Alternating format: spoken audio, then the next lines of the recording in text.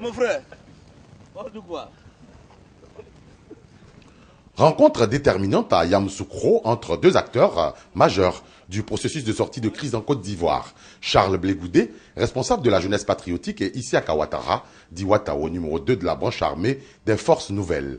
Le processus de sortie de crise en Côte d'Ivoire piétine sur deux questions: aller aux élections avec ou sans le désarmement, aller aux élections avec la liste électorale en l'état, sans nettoyage, sachant que les inscrits sur cette liste bénéficieraient systématiquement de la carte nationale d'identité. Les deux hommes, devenus amis en pleine belligérance, donc à contre-courant des événements et des circonstances, ont mis à profit leurs relations pour échanger sur la question pendant 1h30 de tête-à-tête en plein air. L'atmosphère conviviale qui a suivi cet entretien laissait déjà transparaître leurs déclarations, apparemment rassurantes. L'objet de ma visite, c'est d'apaiser la situation. Et sachant les relations qui sont entre mon frère et moi, nous avons décidé de se retrouver ce soir et mettre balle à terre pour qu'on puisse continuer dans le processus. On peut avoir quelques détails du débat, puisque la question du désarmement et du nettoyage de la liste électorale. Alors vous, en tant que militaire, qu'est-ce que vous avez à dire par rapport au désarmement? Mais un mot de désarmement, c'est que la question va se dérouler entre le président et son premier ministre. Donc c'est ce que je peux dire pour ce problème de désarmement. Ne venons plus encore dans l'affaire de combat, il n'y aura plus de combat en Côte d'Ivoire. Ça, c'est fini. Voilà. Vous le voyez bien en tenue officielle.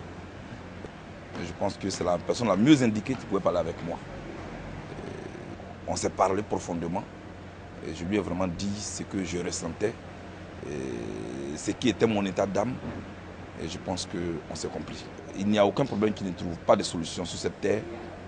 Et toute amitié se nourrissant de vérité, de sincérité, chaque fois qu'il y aura un problème, la chance que les Ivoiriens ont et que la Côte d'Ivoire a, c'est que nous pouvons nous retrouver rapidement pour nous asseoir entre amis et parler. Les autres pays n'ont pas cette chance-là.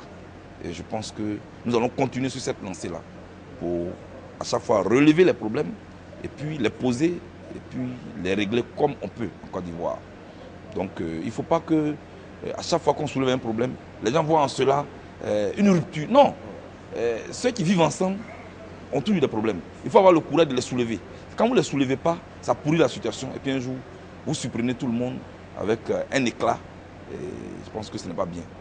Arriveront-ils, comme ils l'ont fait tout au long du processus en cours, à détacher cet autre nœud gordien qui vivra, verra?